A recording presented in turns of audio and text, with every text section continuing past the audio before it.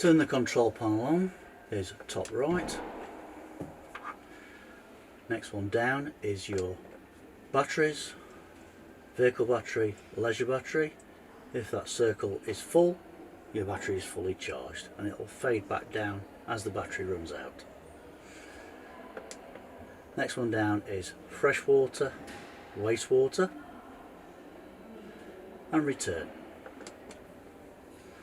On the other side top we have lights, and we can flick between the two lights for awning light and lights inside the vehicle.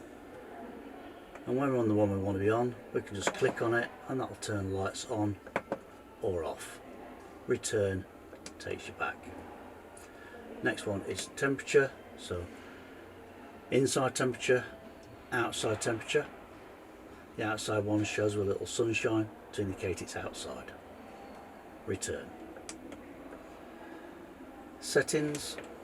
In there we can change the time, the date, how long the screen stays on for. That's all done through this panel here, using your wheel to scroll through them and clicking on the wheel to go into them. Return takes you back. Water pump on and off. Return again.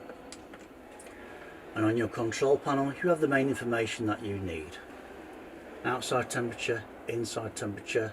It tells us that our mains is plugged in and we haven't tripped the electric. The awning light is turned off at the minute. The water pump is turned off. Wastewater with the outlet at the bottom. Fresh water, and the battery which it is charging at the minute.